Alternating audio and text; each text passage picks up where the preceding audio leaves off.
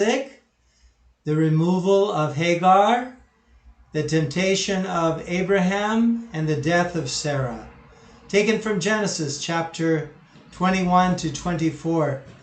So now, a year after the sixth appearance of the Lord to Abraham, the appearance of the three angels, his son Isaac was born.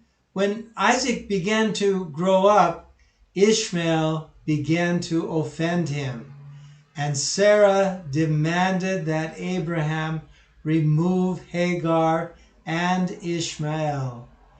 Abraham didn't want to do this, but the Lord himself blessed him, and Abraham sent the maid with his son home to Egypt. Ishmael also became the ancestor of a great nation, which you know very well, the Arabs. Although it was difficult for Abraham to part with his firstborn, a much more terrible temptation awaited him ahead. For 75 years, God watched him as well as each of us, and finally, he was chosen as a candidate. For about 40 more years, Abraham was tested for faith, and now the last exam had come.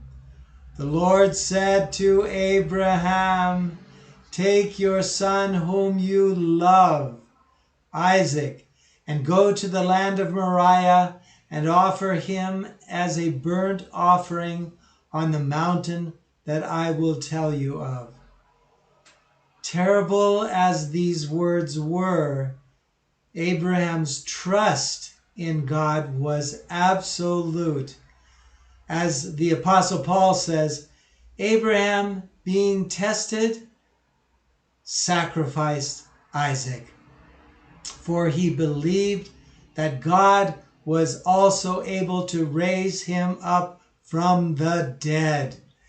From Hebrews chapter 11, verse 17 and 19.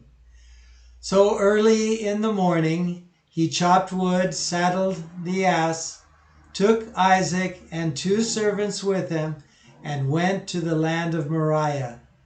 They had been traveling for 3 days when Abraham saw the mountain designated for the sacrifice.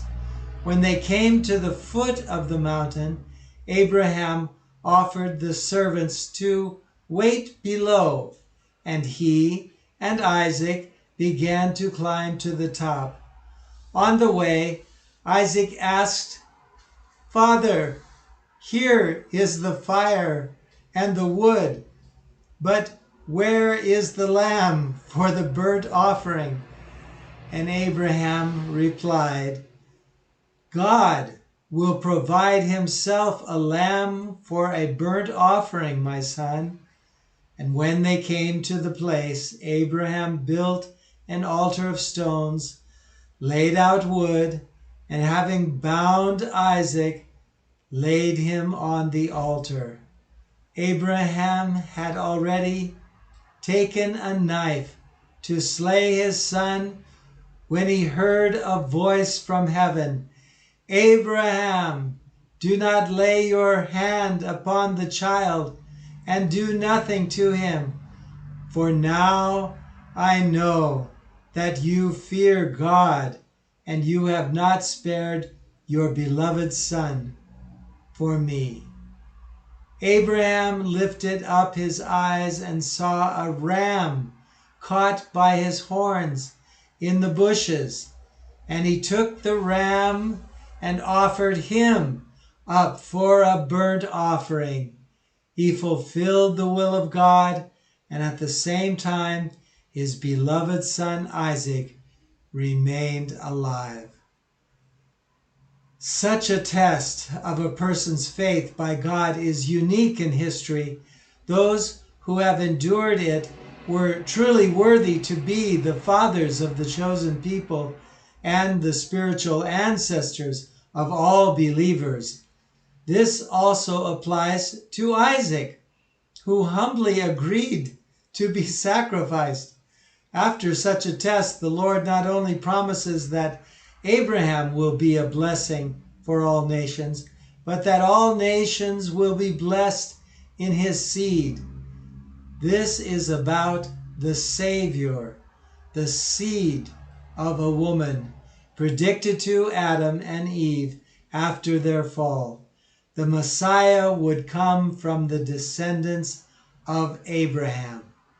In this episode, Abraham represented God, the Father, himself, who gave his only begotten son to death. And Isaac was the prototype of Jesus Christ. 1,000 years later, the Jewish temple was built on Mount Moriah, the place where the Old Testament sacrifices were offered to God. And when Abraham was 127 years old, his wife Sarah died. He buried her not far from his tent in Mamre in a cave. So ends our Old Testament Class 11.